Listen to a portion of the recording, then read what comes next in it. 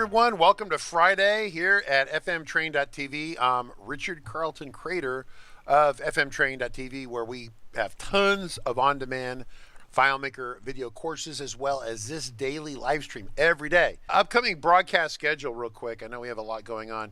So today is the emergency Star Trek transporter broadcast. We're going to cover that. We're going to spin that up in a minute. Next week, it'll be a Get Functions Day 1, Day 2. Then Wednesday, we have FileMaker Robots with myself and Jacob Taylor. FileMaker Robots, a super popular item for people who have a lot going on in their business and they need a bunch of calculations run and scripts run, things like that. I don't know if Megan, if you're doing robots over there with Edemy yet, with Jake or Amy, but if you're not, someday you will. The more you use FileMaker, the more you get into it, the more you have processes, the more you realize that, oh yeah, we need some processes that run, and just parking it on the server is not necessarily always the best thing to do. The database on the server, but having the processing running there, maybe not the best idea. Then next week, we got a Gap on Thursday. We're trying to still figure out what we're doing on Thursday. I don't have a good answer for that yet. Kyle Williams will be here talking about command, control, and communications in the FileMaker platform. That'll be Friday. And then, of course, the following Monday, we have server security considerations. That's a following Friday. Okay, there's a lot of stuff in between there. So you're getting a snapshot of something I booked for July 2nd. There's a lot in there between here and there. So Margaret, at some point, will probably start turning that on. We are expecting, at some point, the next version of FileMaker to drop. When that happens, we'll be doing a lot of broadcasts on that topic. Let's talk about today's broadcast real quick. So what are we doing today? We're here with Jacob Taylor. And before I go to Jacob, let's talk about, so yesterday I laid the groundwork. I spent a lot of time yesterday laying the groundwork for what we needed to really cover, right?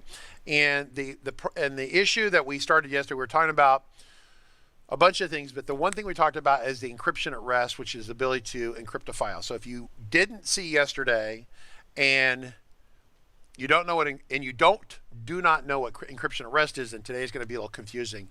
We're not going to focus on what encryption at rest is. We kind of recorded that video. What I want to do is I want to show you a little video here, and this is a very short video, and this is going to kind of animate what we're trying to do. So I'm going to start it going here. So this is a typical office scenario. You have your FileMaker server, it's up in the cloud. It could be in the office, but it's on a server, and if it's on FileMaker Cloud or FileMaker Cloud, or you happen to be using the encryption at rest password, encryption at rest capability, then the file is up here and it's encrypted. The FileMaker server knows the EAR password. It must know it in order to host it. And so we have people who put files up here on the server and then they forget the EAR password. It's a password that Clara says, do not lose it, do not forget it, write it down, tattoo it to your, I used to have when I was in engineering, going to get my degree in engineering, I had a tutor. I had lots of tutors to get me through because, I'm not that smart and I need tutors to help me understand all this advanced math.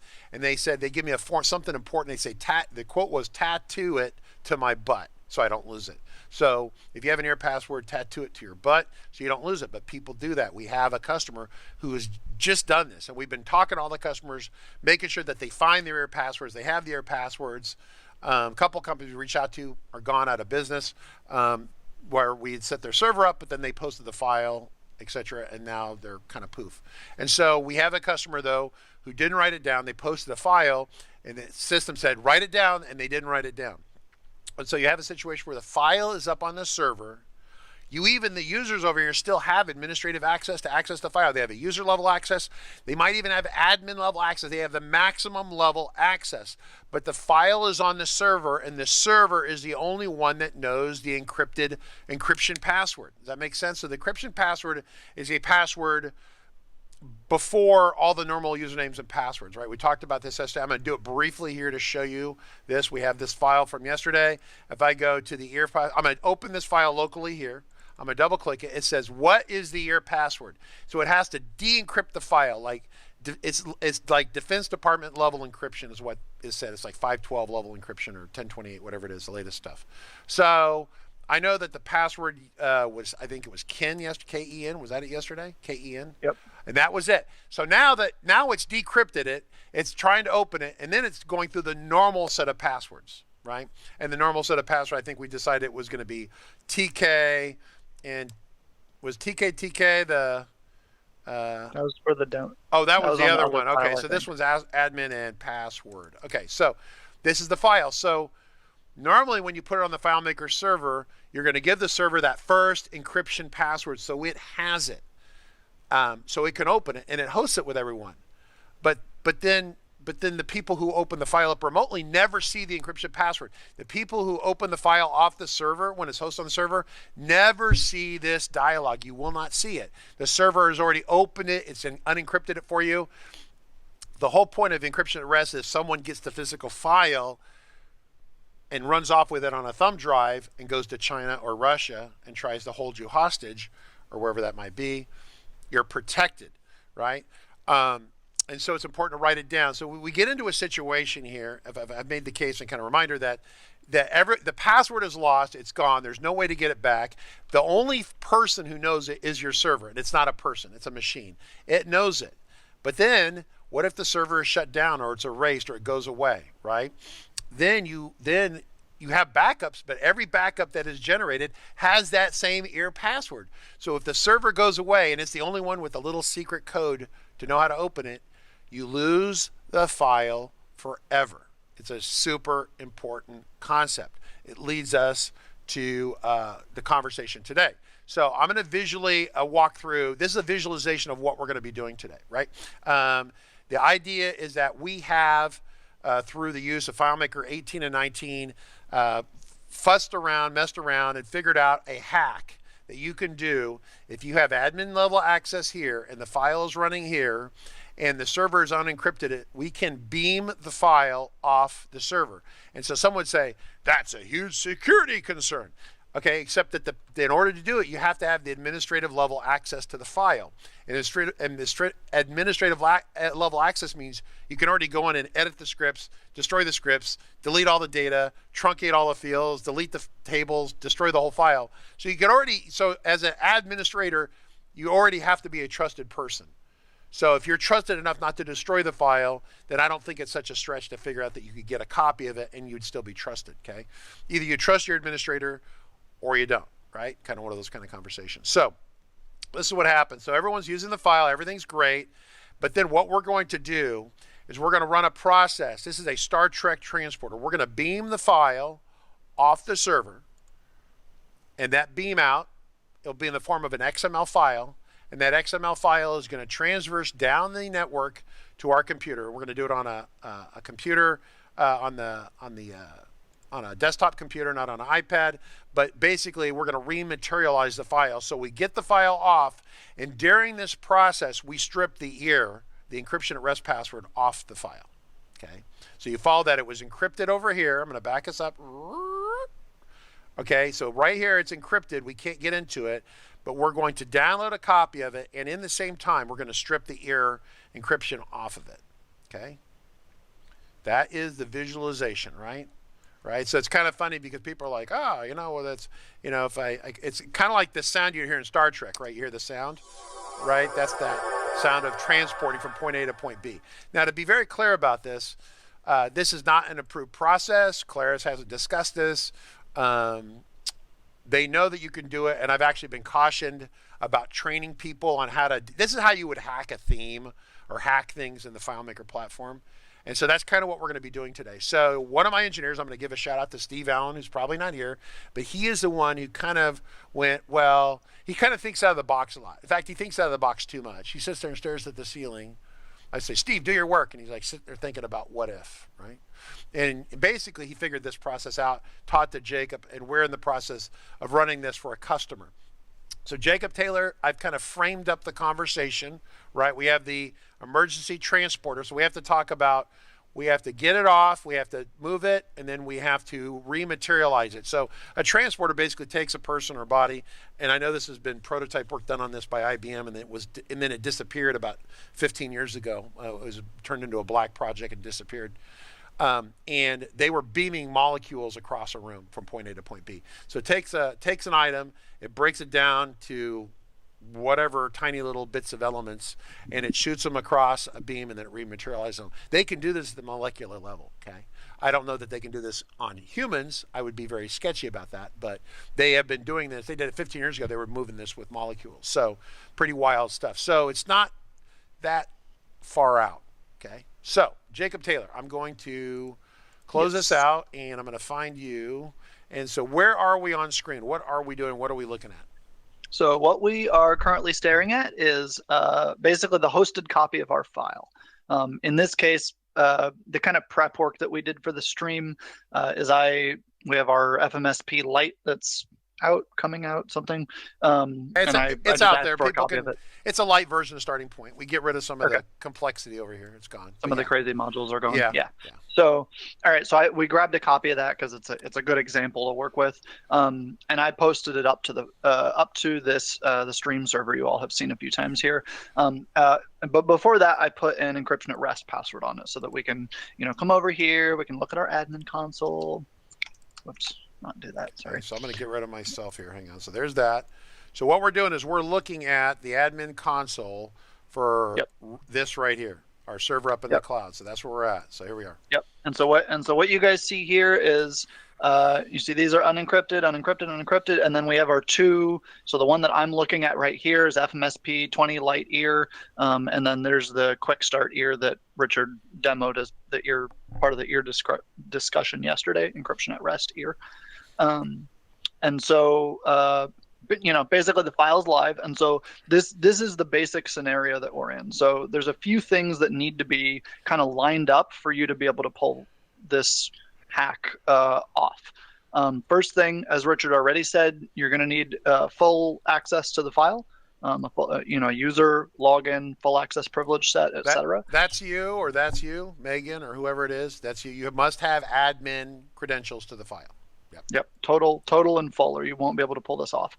The second thing is, I suppose for obvious reasons, the file still needs to be up and hosted and live. If the file gets, Richard was kind of alluding to it, but if you deleted the server or something like that, or if it broke, right, some kind of horrific crash that results in it, you have to put the server back together again. You will be up a creek sans paddle also in that case, if the server's not able to just, magically reopen the file because it has the password kind of saved. So so the server has to be operating, it has to be hosting the file, and you have to be able to have an administrative level password to get into it, and you can get into it. That's a critical part of it. Yes. So yeah. And then the third thing is, at least today we are only demoing this with FileMaker Pro 18. It may be possible in 19. I have not gotten to the point of actually reproducing it. We'll just say some difficulty doing that.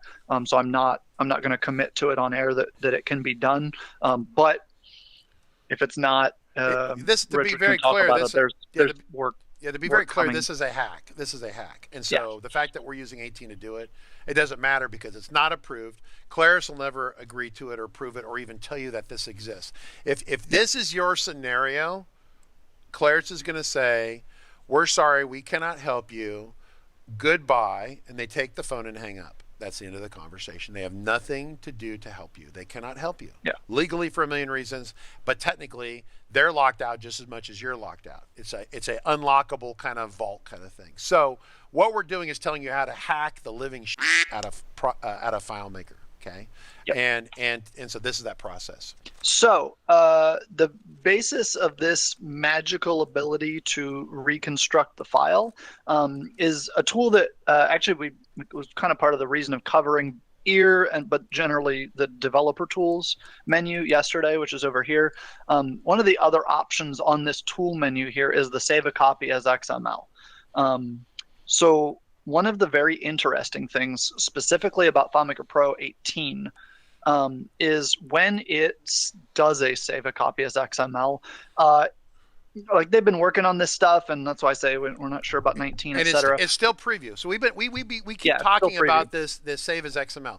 This is preview. It's not done, and it doesn't even have a schedule to be done that I'm aware of. Right. Yeah. And so it's in development. It dates back to 16. It was in 17 in a very limited way. more in 18, more in 19. But with every version, they keep changing the mechanics of how it works, right? And we're going to talk about the limitations of what it doesn't do. This is the hack, but you have to kind of hack it more than just running it. So go ahead. Just a little bit. Yeah. So, and the thing I want to note here, and it's what makes this whole thing work. So let me bring, so if I do file, I think create new will show me that menu. Yes. So this is FileMaker Pro Advanced is 18. So one thing that is not, I don't know if it's not present or they don't show it anymore in 19, is all these sample files down here, right? We have asset management, little product catalog, tasks, whatever. And you could just spin out a quick little new, single purpose database out of this, which is great. A couple clicks, hit go. And you're, getting ready to start making your modifications because none of the tools work perfectly out of the box always. That's the point of FileMaker. You can customize it. So these files are all on my computer already, and what they actually are is XML files. And so when you select one of these, like if I did content management, it's got this little screenshot and description here. If I do create, it's going to pop down. Sure, we'll pop it right here. This will be our transporter folder. That's where we're putting everything. So I'll do that, and I'll hit save. So and you guys can't see that because it's on my other screen. Let me pull that over. So here's that database that just popped up for me. This file was poured by FileMaker. It was created wholly from scratch from an XML of the database. And so what the general concept of what we're doing here is we're going to take the XML down off of the server because we have full access to the database, and then kind of harness this process in a little bit of a backwards way to create our own new database. And in this case, our own new database is the copy of the customer's file that nobody can get into because they've lost the ear. They can log into it. They have full access, we have all that stuff. But they wouldn't otherwise be able to take the file down. And the specific scenario that we're dealing with this for is the now legacy FileMaker Cloud for AWS, where that whole thing expires Jan 4 next year. And I don't know what happens on that day. I'm sure maybe Claris will let us know at some point, but I'm sure it's not good. And so functionally, those businesses or servers, if they've lost their ear, would otherwise be going away on that date. That's the date you're going out of business, right? So can you show the XML? So I want to reiterate something here. Can you pop the XML open for this file right here? Let me see. So Claris has been building, we've talked about this before, so I'm repeating myself to make sure everyone's on the same page, is that Claris has been constructing, once again, it's a beta or preview capability, to take a FileMaker file and render it out as XML. So if he opens this up, you can actually... Oh, sorry. My bad. Let me actually show you. Yeah. So this is what a database looks like in a folder. Okay, but these are different languages. So at this point we just care about this. So our database is just this file right here, I think, for the most part, correct? That one, the one I selected. Oh, that with this one there. It's template. And the template. Okay, those two together because it's the English and that one. Okay, so can you pop that open so we can actually see the XML? Sure. Just on a side. I want to. Yeah, let me make a new actual window. Let me see if it'll do it for me. Ooh, awesome. Cool. Okay, put that now. Can you? It's reading it in. You. Yeah. No, I'm just moving stuff. So you want, and then you want EN, and I want the actual file on FileMaker too at the same time. So do those three. All right. So there's template. We have our EN, some strings. We have info EN, and then template. And then you want. Can you split the screen with that or whatever with the file? Yeah. Oh yeah, absolutely. Yeah. So do your little splitty thingy. There you go. That's close enough. Yeah. Okay. So this code over here on the left represents, in an ideal world, a perfect representation of this file. So you can take a file here, put it into this, then because it's over here, you can do whatever you do with a text file, which is pretty much anything on the planet, and then you can read it back into FileMaker. Now this stuff, I gotta say, is very beta. In fact, it's probably closer to alpha than it is beta. Because every time that they update the product, they're changing how they write this XML, right? There is language changes like this where it says dynamic template in here. In 19, it doesn't say that. It says something else. In fact, we're going to look at that in a little bit, but I'm trying to get everyone's idea that this is the breakdown of your body and a transporter down to the base elements that we can shoot through the air, right? and then you can rematerialize it back out here. Does that make sense?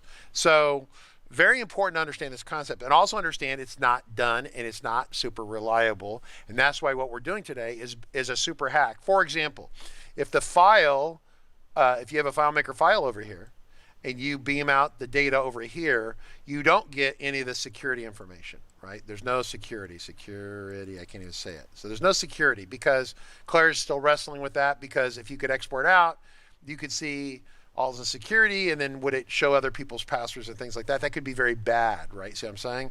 And so they're still wrestling with how much of this comes across, right?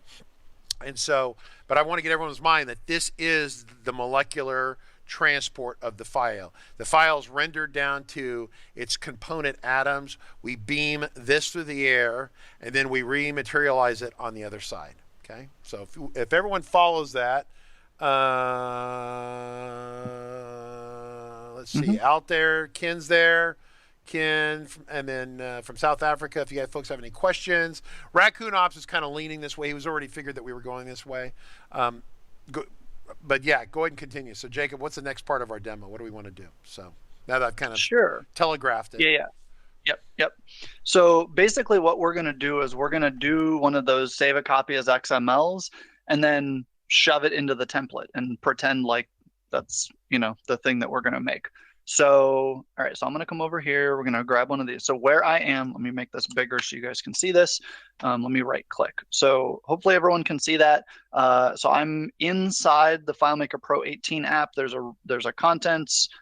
You right click on it and hit view view package contents, go into contents, resources, and then dynamic templates, which is what we're looking at. And so there's a couple different kinds of dynamic templates, which are the add-ons that you have seen, little notes add-on, an email address add-on, phone numbers, whatever, this kind of stuff. And then these basic app templates, as they're called. And so we're going to take not one of the add-ons, we're going to take one of the basic app templates and basically reuse it.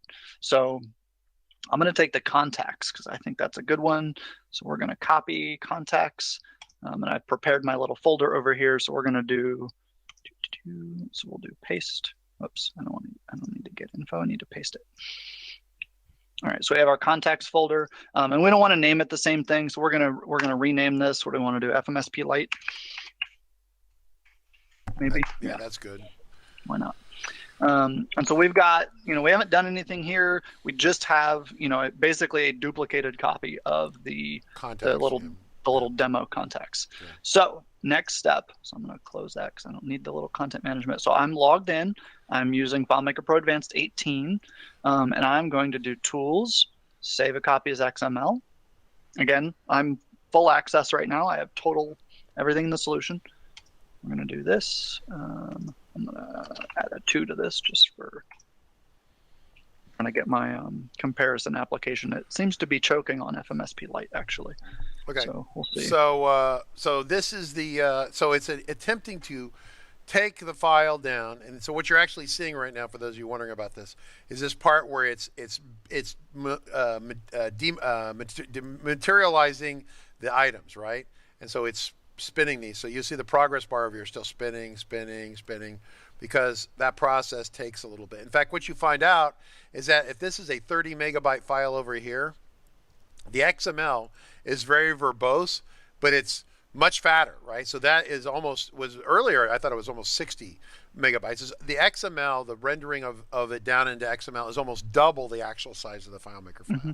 So yeah, the 60 megabyte one is for 19.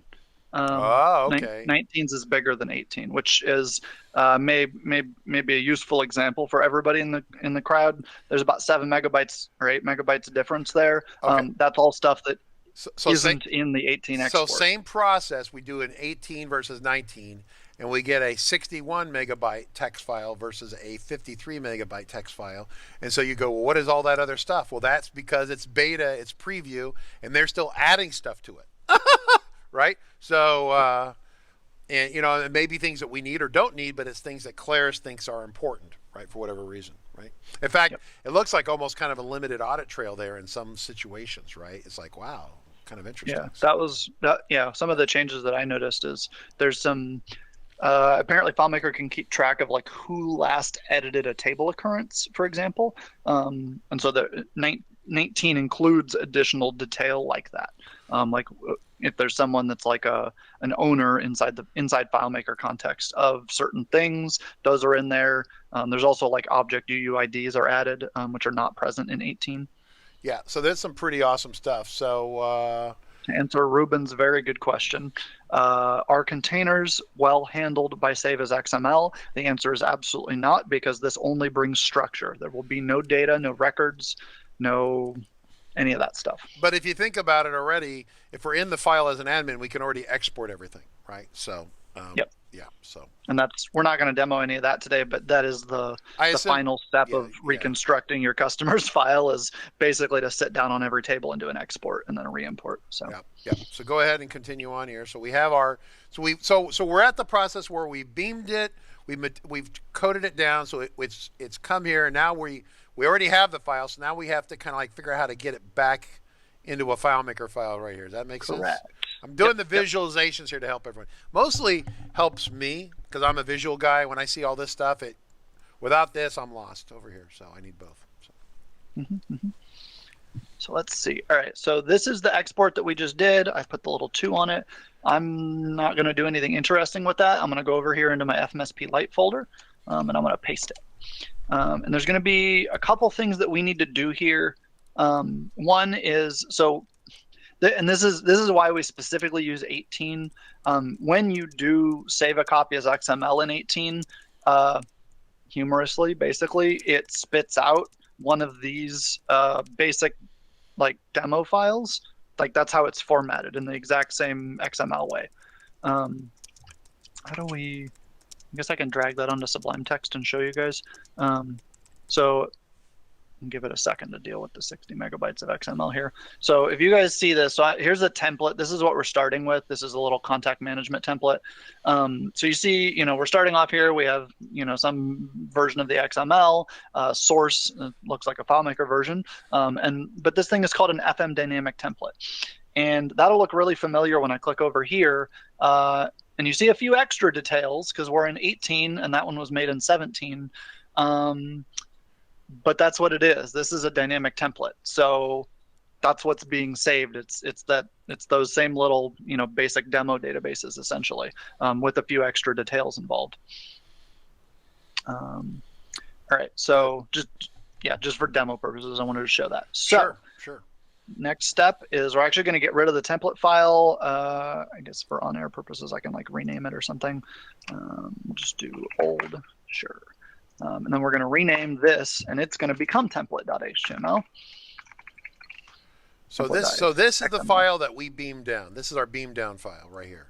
Everything else in here was a recycle. Remember, we duplicated the contacts folder, right? So what we did is we duplicate everything down, and then we just swapped out this with the data we beamed down over here, right? So this is our beam down data right here, okay? And this is very hacky, right? Because this is a hack. I mean, if you look under hack in the dictionary, you're going to see a picture of me and Jacob doing this. Okay, so this is beyond even a Nick hack. This is super. It's going to have us standing there smiling and shaking hands. Yes. So, all right. So we got rid of that. We can get rid of that out of our text editor. Yes, we don't need any of these. These are the originals. And so there's going to be one more thing that we have to do here. And I just threw my window away on accident. Thank you all.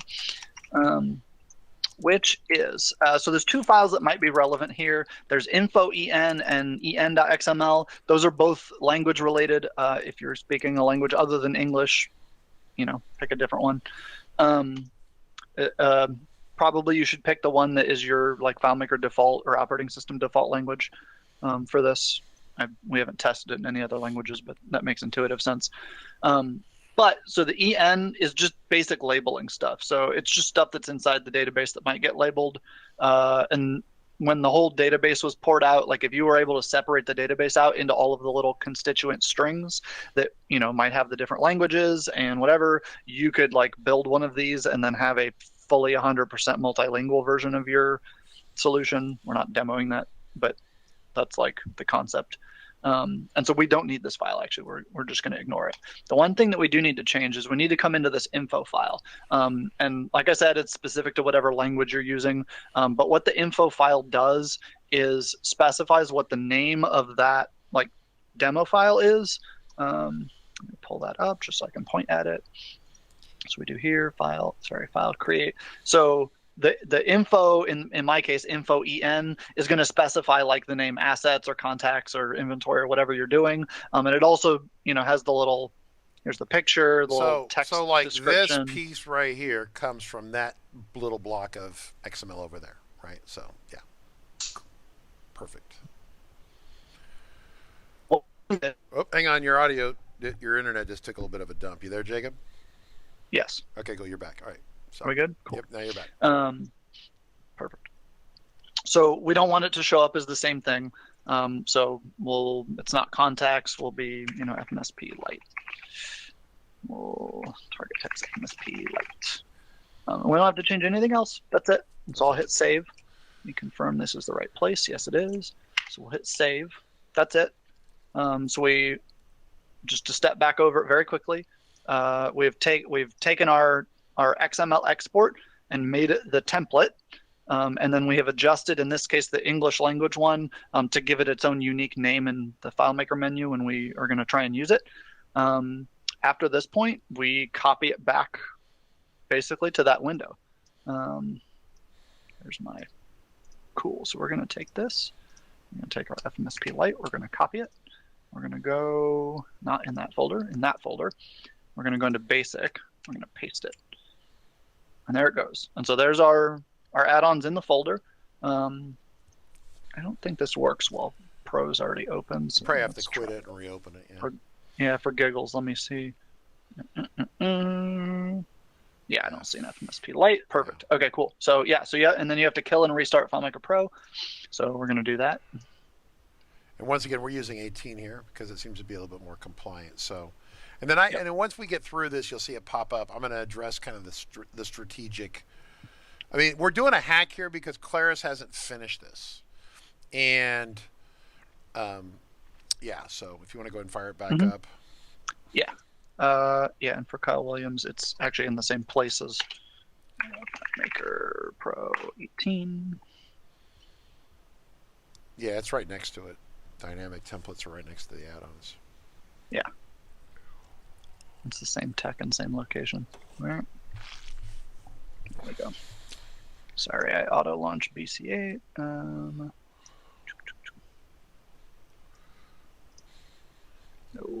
it's not what I want. Okay. Sorry, my computer's misbehaving on my other screen. Close. All right, so we have 18 here.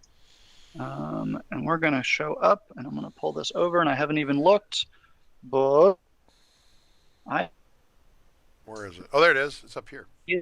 So yeah, we're right here looking at the FMSP light. So this was created by quitting and reopening it, and then FileMaker Pro goes through the process of finding all the XML, all the add-ons it can have, and brings them in there.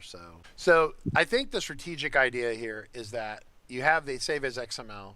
Claris needs to finalize and finish this. We're going to talk a little bit in a minute about how it's mostly complete, but there is some incomplete elements to it.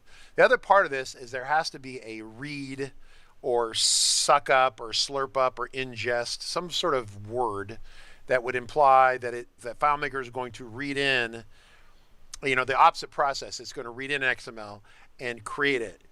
That doesn't exist. It has existed as a test script in some of their early test versions of FileMaker, but by the time all of us get it, it's gone. But they've actually had script steps that said, read a XML file and create the file, right? That's where this goes. So the goal is that you can kick it out and then read it back in without all this other directory hacky dynamic template stuff. We're doing that because the stupid thing isn't done yet, but we need the emergency transporter now today. I don't have time to wait 6 months or 12 months for Claris to fix this, because otherwise I have a customer that's going to go out of business.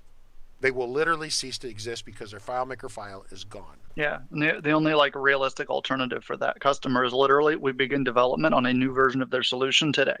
So, and that's expensive.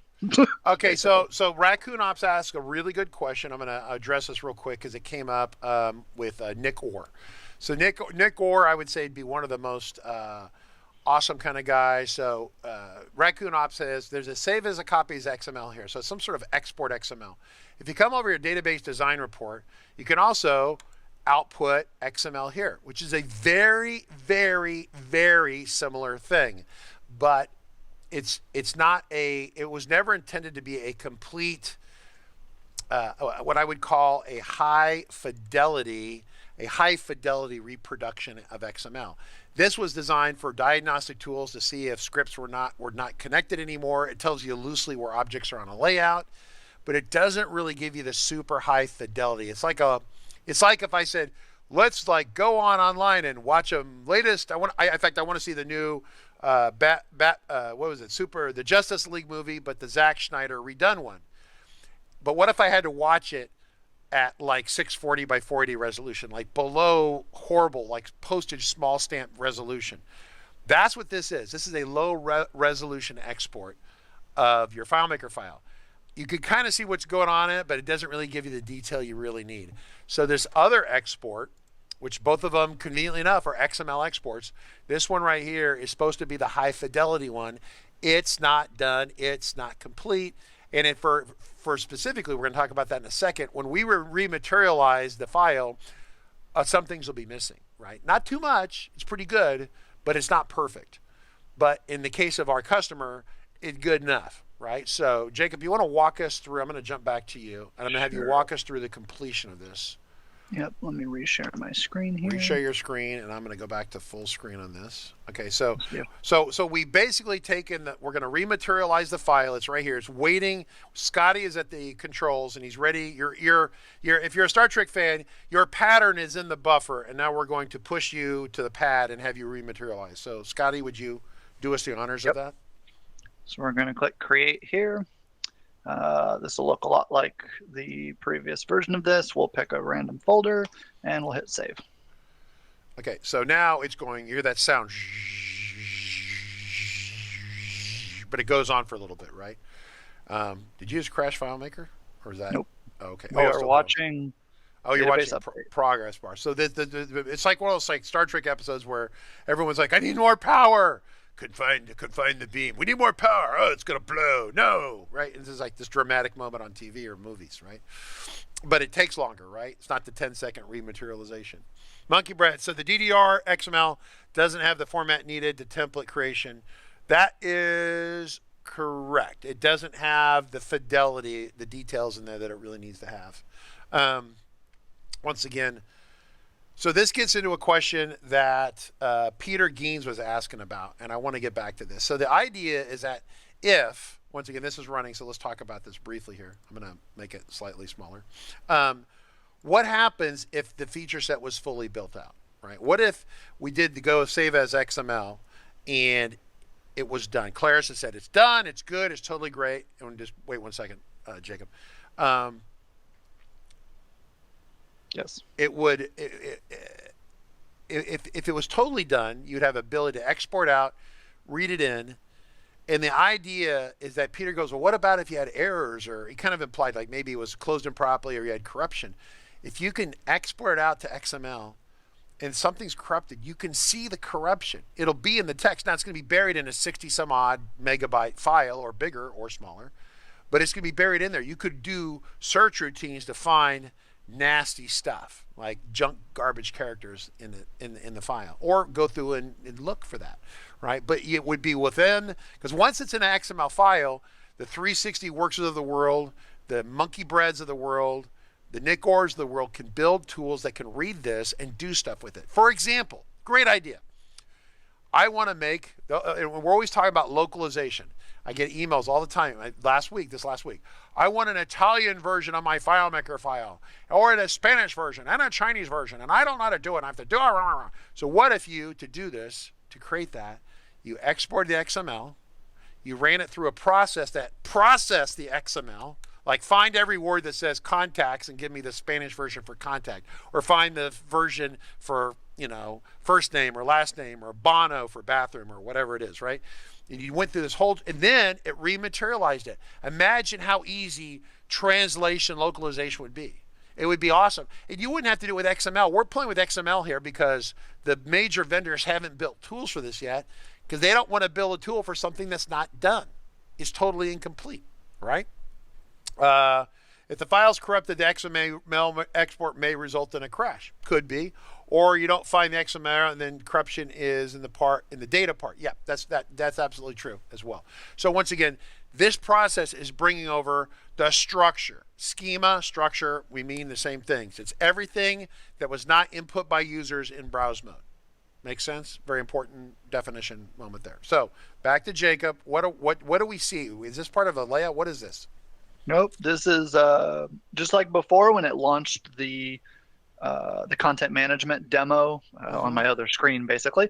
So I brought it over. So this is the rematerialized file. It's is that the startup script? Is that a startup script right there running? It is, yeah. Okay. And that's it complaining, because yes, it's true. We've launched it in 18, and so this is a version that FM starting point light is a 19 specific starting point. So the startup script figured out we were on 18, but we could open it with 19. We wouldn't get the dialogue. Okay, fine. Go ahead. Hit OK. So we go OK. And whoops, it put itself on my other screen. And here's our rematerialized FMSP Lite. Okay, it's redrawing. Okay, so it looks pretty damn good. So would you like to? This is where the captain calls down to the engine room and says, "Damage report." Right? I need a damage report. Where's the damage at? What is not? What didn't come through? Manage. I have a question. Nope. We didn't check that before. It even has the external data sources. So we have scripts. We even have scripts with which ones are checked. So these are checkbox in the regular one. Yeah. We have that. We have, you can look at we have almost everything. So if you go to database, for example, we could go to our relationship graph. You have some notes. Hey, look, all the notes are here. Here's our little boxes, My screen's, how do I do that? I think it's that one. So there's everything. Wow. Yep. So we got all our stuff. We got all our commentary. If you had any documentation or, developer stuff in here, it's all there. The fields are here. I don't know if we have any comments on any of ours. It doesn't look like it. I'm not a big fan of that. It's kind of a hack. Yeah. So go ahead. So then correct. What do we know that doesn't come over? So the one thing that we know doesn't come over is nothing in security. In fact, it says guest. Wait a minute. Can you hit advanced settings over there? Just hit advanced settings. Yeah. So do we have? It actually brought your. Okay, there's that one. I wanted to make sure this wasn't gone. Okay, because over here on the credentials, it only had. Read only. It was. I'm confused. So can I do that? I don't know why I can do that. So that might be a bug in there. And so once again, you're like, oh, this is bug. This is unacceptable. Listen, this is the only thing between you and your customer going out of business. So I'm pretty sure we'll take it, right? That makes sense? I'll do, okay. Let's see if this works. Yeah. Now go ahead and close it and reopen it and see if it pumps us for all right, so there's our synchronized size. So we have no records anywhere, so that's kind of the difference between the two. Okay, so it went down to 15. Is that what you're saying? Yep. Okay. It's 15.4 megabytes. A little bit of a diet. Do that, and that's correct. There we go. And all right, so it didn't show an admin password account, but it had to be there. One had to be there. It wasn't showing it though. Sorry, I double clicked it and then opened it in 18. Like I'm extremely good at my job. That's why I was expecting that thing to pop up, and then it didn't. Yeah. So I remember FM Robot back in FileMaker 6. I keep forgetting about that. People remind me I used to present and talk about that. Yeah. Okay. Well, yeah. So see, so Kyle Williams says, nice. I wasn't sure if it allowed you to create a full account when one wasn't there. I was concerned, maybe it was stripped out or something, right? But it was there. I think there was a privilege set there. It's not showing, wasn't showing it to us. Okay, so when we first opened it, that line wasn't there, but it still let us in as an admin, which means that I added this one. Yeah, you added that, which means it was here in the system under the hood, but it wasn't visually showing it to us. So then we did create it, and it wasn't like we gone through the developer utilities or tools or whatever and removed it, right? Because it's sitting right there. So it is right there, right? So there it sits. Yep. So yeah, so basically you get this off the file for the customer. We import the data. You put credentials or security back into it, and you've saved the customer.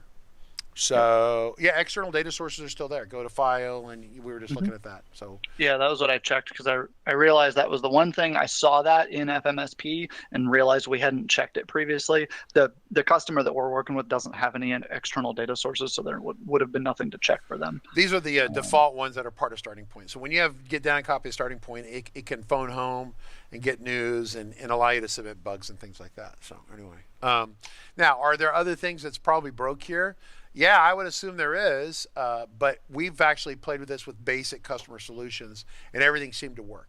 So as opposed to, sorry, you're out of business next week. You had a good life. Hopefully you save for retirement. Goodbye. Boo, right? You have a chance at redemption, right? You have a chance at life again. So you have to actually have a record in preferences. I don't know if there's one. There isn't one, no. Yeah, so if you want to, I think if I do new record, I think that solves it, right? That will solve it. It'll be a blank one. It'll be a blank, yeah. Yeah, it's not doing it. It's trying. We'll go show the status toolbar and then see if the record's in there. Yes. You have a record, yeah, so it's there. So then... all right, it's just being funny. Okay, and then if you hit preferences, is that working? No. Oh. The button lights up, but nothing happens. Really? We could troubleshoot it. That'd be interesting. But yeah, well, we've checked the other customer solution, and it was the buttons were all working right on that other all over the place. So I wonder what it's doing. Yeah, run the script debugger on that, and just hit that. See what happens. Yeah, let me move it over it's here. probably like making. It's probably some data in there that it's missing. Go to layout unknown. That is probably actually a bug in FMSP Lite. It probably is a bug in FMSP. If I had to guess, because it's a go to layout unknown layout, and this, in my observation, brings everything over. So you want to open that up in the other, go to the server one. Oh, the regular one. Yeah, So this is the hosted one. So it does work. Oh, so it does work. So what? Okay, so yeah, this may not be perfectly fidelitous here. Well, I didn't think it was. Otherwise, they would call it done, right? So.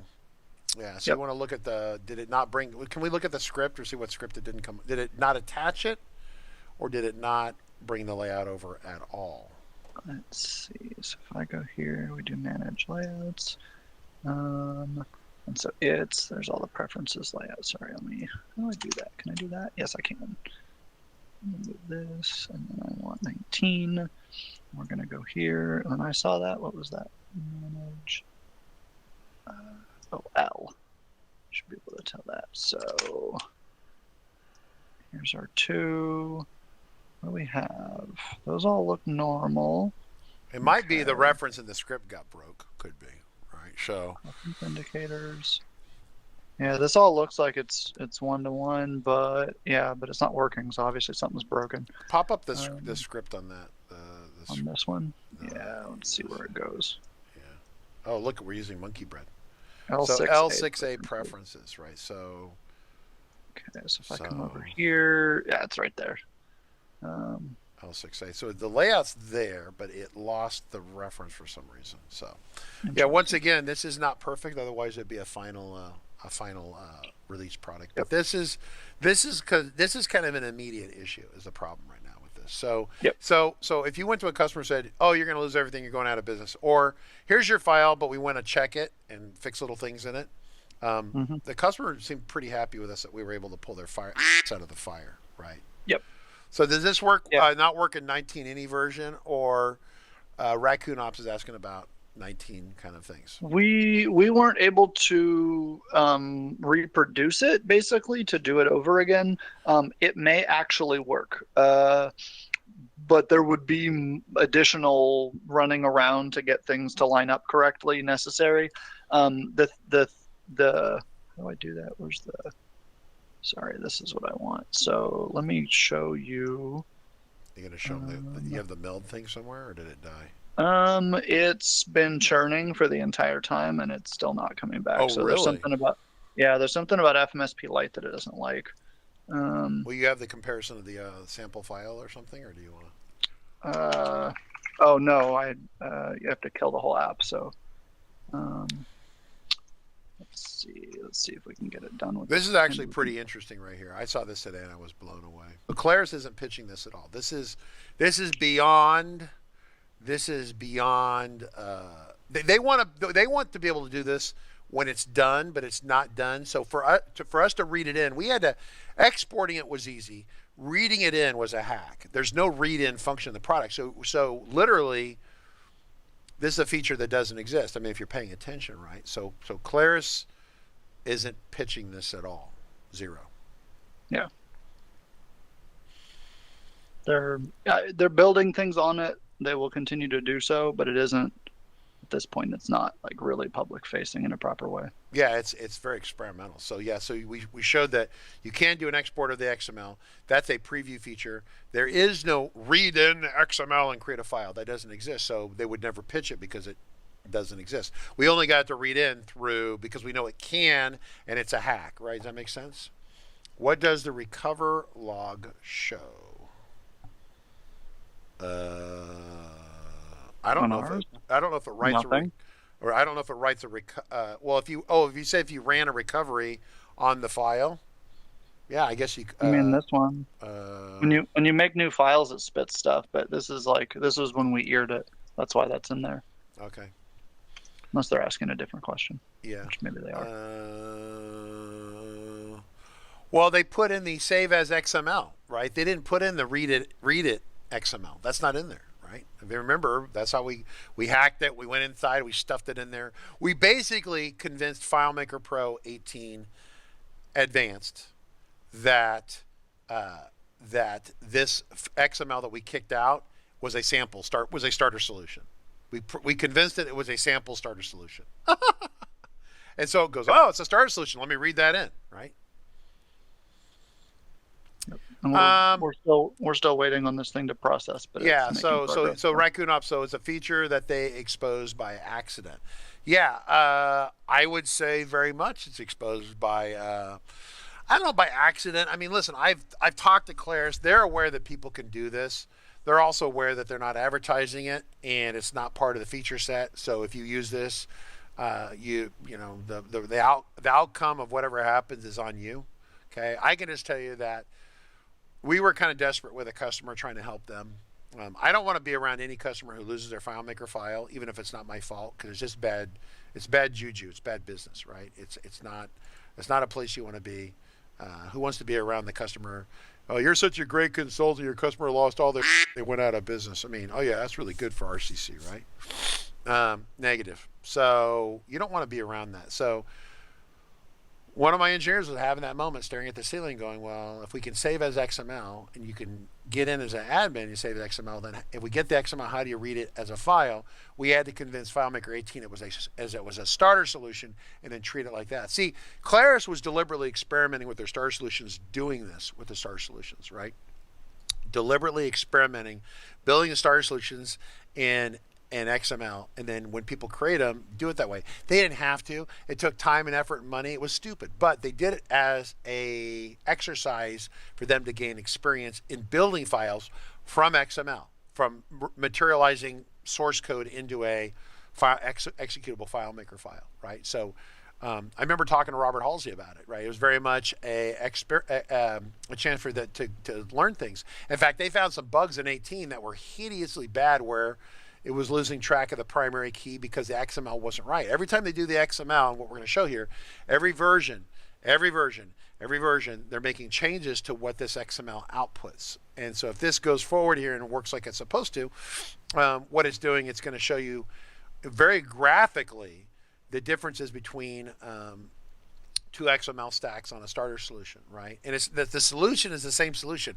Nothing has changed, but the XML is very different because the process of it rendering it out. Once again, it's our Star Trek process over here, right, where it renders it out. Claris is completely experimenting with this part right here. Here it is, save it, and out it comes, and out the XML goes. The contents of that spinning blue gaseous transporter thing there, that's what's changing right now, and they're trying to get that. And then from there, we kind of did a hack, because this is a command, save as XML. Over here, it should be read as XML.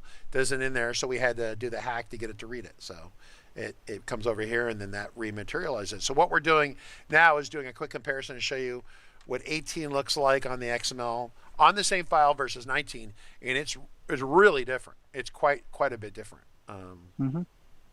So if I can bring the select back. Processing. Still going. Does it look like it's work? Is it crashed or is it still? Yeah. No, it's making progress. Okay, good. All right. Questions along the way. So yeah, you remember the old RCC optimizer, Labdo 404. Yeah, we had a XML or a CSS optimizer. Mike Walsey created it. I think it was a lot to support, and at the time that it kind of broke, he went out on like a 9-10 month medical leave and was gone. And so we kind of discontinued it because there was no one else at RCC who could keep it running. So we gave it back to him, but he never kind of reconstituted it. But it was a way of kind of cleaning up the CSS and doing things like that. But that's what this is. When you export the CSS, that's like a chunk of this stuff, right? The CSS is going to be in here, right? And the XML, everything is in here. So it's a theoretically perfect reproduction of the file, but as you can tell, we had a go to layout that was broke for whatever reason. And the security deliberately is broke because Claris is still wrestling with the legal mechanics of what that looks like, right? Because they could do it, but then your administrator might. Okay, everyone, I'm gonna go full screen. Okay, we're getting there. It's done. It's done. This is freaking awesome. So check this out. So this is the XML of 18. This is the XML of 19, and this is a graphical differentiator kind of tool here. Jacob, you want to walk us through like one piece of this a little bit? Yeah, so this app is called MELD, M-E-L-D. It is a diff tool, like differential, like different. For basically text, you could do all kinds of different kinds of text, but it's useful specifically for comparing different things. So if you were to have different kinds of configuration files or something like that, where you're trying to figure out what's not the same, it's really useful in scenarios like that. So and with this, we did an export on the exact same file within minutes. And so this is, one is 1804 or 1803, sorry, and 1922 on the right side. And so this is the outputs of each and the differences of each. So blue basically are things that are similar but different. And so, for example, like at the top, you'll see like just starting, it's not the first line, it's the second line, but we start out with over here, you guys have seen the FM dynamic template, which is just what they make those basic template files with. And it's got, the version of the XML, my source, which was FileMaker Pro Advanced 1803, what's the file name, this kind of stuff. And over here we have FM save as XML, little different numbers, FileMaker Pro 1922, and so on. And so they're similar, but not the same. And then we come over here, and so as a reference, we say this is the base directory. This is actually like where the containers are stored, I think, basically. And so that line is the same on both sides, actually, that base directory line. But the line under it is this one in between here, right? But then the stuff above and below is new. Yeah. Yeah. This line right here is the one that's the same between 18 and 19. The base directory name equals files invoices. You go over here, it's a little up.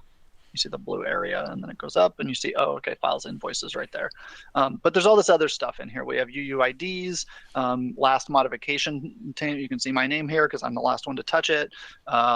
This kind of stuff, and a tag list, which actually is empty in 19 and then present in 18 over here. At least for this part of it. So yeah, so this is really a huge thing. So this shows you that it's not done, it's work in progress. So this is 18, this is 19, and you can see, and if you go through the file, it's just a litany. It's like an extra 7 megabytes of text. It's a lot. I'm going to zoom out here. Let's see, where's there we go. Yeah, it's because my screen's kind of small. Let me do. You're fine. I think we've communicated this one pretty well. Raccoon Ops says, I can imagine a version even of the XML file that is committed to Git that allow one. I think they're thinking that way, but I think they've been wrestling with to make sure they get this XML export correct. Because if you think about it, the danger of this, now that we all understand this, and they're working to make this better, what if they get one thing off over here? And it happens to be the thing that connects a primary key to a bunch of tables. Or it connects it to the wrong thing under the wrong criteria. This shit's going to hit the fan, because then you got a process. Basically, you're transporting human beings, and you're going to chop off arms and eyes and noses and I'm going to take my middle finger. It'll stick out of the forehead of Kyle when he materializes, right? And so it has to be a pretty high accuracy, reliability kind of thing. Does that make sense? And as a result of that, it has to be great. And it can't be crappy. And so that's why it's not final. It's why it's work in progress. I don't know how much they've done on this between 19.2 and 19.3. We should get 19.3 fairly soon. I know more about it, but we'll just let it slide for the moment, but it's coming. And, 19.3 really is kind of like 20, right? Like 19.2 and 19.3 are kind of like your 20 product or something. So it's great. It's great, but you can see all these changes, and it tells you where it's going. And then between 19.3 and 19.4, they'll be like, this will be 19.3 and this will be 19.4, or whatever they do. There'll be more change until they get to the point where they're very happy with the reliability of the output, and then they will probably turn on the other part of this. They have to turn on the read it and re-materialize it part, right? And I'm assuming they've already been working on it because we've just used it, but it's not. It's a hack. It's a hack, right? So it's a hack. Anyway, but Mikey on Discord just said he just tried this entire process and it worked on a file that he had with ear and everything. So little ear file, yeah. And yeah, there's so many asterisks and potential issues here, but it's one of those. If you have nothing else, if that's where you're at, there is one somewhat laborious option. So. Yeah, it says Mike from New Zealand. So yeah, so Michelle Gravel says from Montreal says, you guys are the emergency heroes, right? So we have the low code heroes. These are the emergency heroes, right? So once again, this was a construct of Steve Allen and Jacob Taylor. And I know this is the deep end of the pool, and I don't necessarily expect everyone here to get this, but you need to understand that the reality is if you're in the fire, and your customer's in the fire, and you're like you're going to lose your FileMaker file forever, and there are no backups. It's like if you never had backups. We had a customer one time, they had server in the closet, they had no backups, or the backups were on the backup drive on the server. Some guy breaks in the building and takes everything out of the closet and steals it. So no offsites or anything else. They were screwed. That was it. It's in the mission. It's over. Merge meld is the application we're using there. If the blue arrow wasn't here and the green arrow wasn't here, then it's identical. So wherever you see no arrows or anything, it's identical. And there's whole sections where it's identical, right? But then there's sections where it's changed. This is the deep end of the pool. It's kind of like a very Nick Hunter kind of thing, except this is like, Nick would understand this, but this is an interesting hack. So. Yeah, he won't touch this. He's like, no. He's like, don't do that. Don't do that, right? So, yeah, Claris doesn't like it when you go into the and on Windows you can do the same thing. In fact, this was invented by a guy on Windows. Steve Allen was on Windows and did this, and so it's doable on Windows. You just have to open up the folder, the package, or whatever you call it on Windows, and dig down inside the application. So show that real quick here for those of you who haven't seen this. So if you go to your application folder. I go here. So this is... All right, hold on. Let me do it the hard way. So we go to apps. Okay. Then we're going to go to FileMaker Pro Advanced 18, and here's our thing. And then you show package. And you right-click it, and you say show package. So the application is actually not a file. It's a folder, for lack of a better word. It's a directory. It's a folder. And there's all this stuff in there that works together to make it kind of go. Right. Yeah, and so package contents, there's your package contents, and then resources is where all this stuff is, and there's a whole bunch of stuff inside the resources folder, but the thing that we're looking for is default glyphs, dynamic templates. And so there's your two folders, and so in 18 we have a bunch of add-on dynamic templates and some basic. So what do we have in 19? If we pop 19 open, should be the same thing, right? Basically, I haven't actually looked under the hood in 19. Let's check.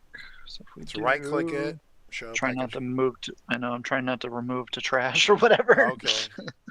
Resources. Okay, yeah, it's all the same in here. Oh, I see add-on modules. So there's one. So the add-ons That's are there. So dynamic templates, are they That's still in different. here? Do we have default glyphs? Dynamic templates are right there. Yep. Cool. So they have different folders now. So these are the demo databases. Right. But remember, they're XML and it renders them. Literally, it's already a pile of code and then it beams them into a file. So this is pretty damn cool stuff, guys. Pretty cool. So we're about done for the day. Any final questions before? Yeah, hack. I know.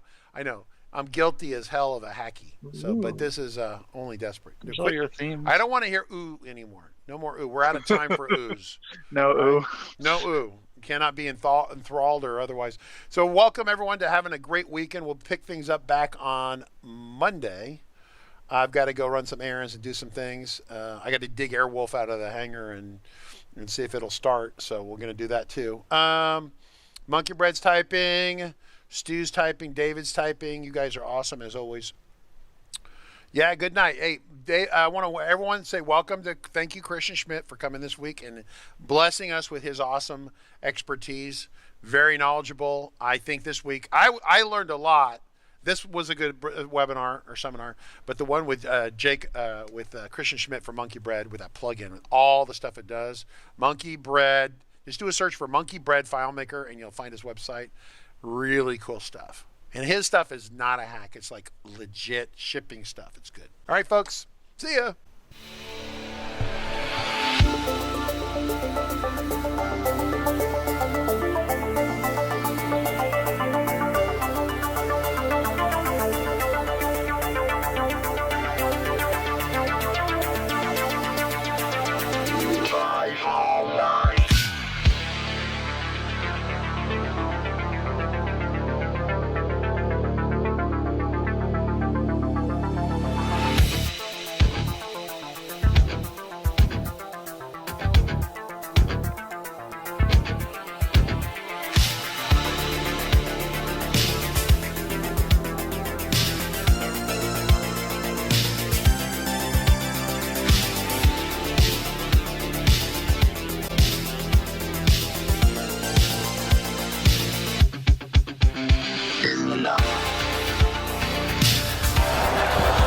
Just stepped up the whole way. Calm, cool, collected the quarterback.